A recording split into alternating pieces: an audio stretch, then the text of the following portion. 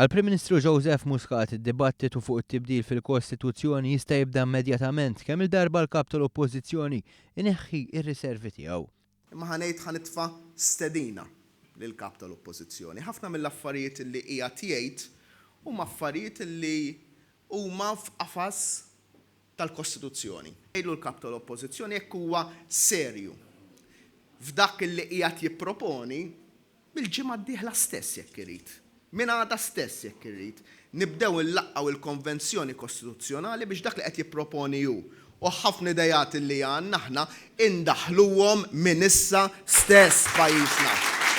Il-Prim Ministru sostna li l-kap tal-Oppożizzjoni mhux qed jattendi għaliex irid ikunu li jażel min imexxi l-konvenzjoni.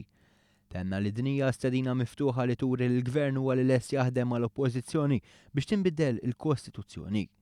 Il-Prim Ministru għamel referenza wkoll għad-dokument li ħareġ il-Partit Nazzjonalista għalli f'dak li għandu x'jaqsam ma' governanza f'dawn l-aħħar sentejn, il-Gvern għamel ħafna affarijiet pożittivi fosthom il-finanzjament tal-partiti, it-tneħħija tal-preskrizzjoni minn fuq il-politiċi u l-liġi tal-whistleblower.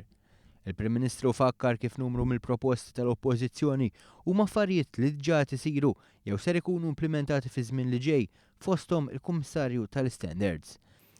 Hemm affarijiet oħra li aħna beħsiebna li nagħmlu għalulna din il-ġimgħa għaliex intom fil-manifest elettorali wettu illi tagħmlu l-hearings għaċ-chairman tal-awtoritajiet regolatorji. Iva wednija, ħawet huwa jien safenna fien qegħdin 2015. Il-mandat elettorali tagħna jiskadi 3 snin oħra u ħankunu qegħdin huwa. Il-Prim Ministru tkellem ukoll dwar il-fatt kif Simon Busuttil ma tantx jista' jitkellem fuq kredibilità għaliex biex jagħmel dan irid ikun kredibbli hu stess.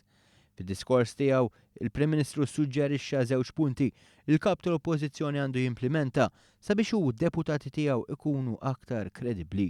Għal-kap tal-Oppożizzjoni l-ewwel ħaġa idur fuq ta' madwaru, fuq ix-shadow ministers tiegħu u jgħidilhom ħudu paċenzja biex li ma twaqqawniex għaċċajt u biex nibda nkun kredibbli tridu tagħtu dak il-1,000,000 euro li ħadtu bejnietkom lura.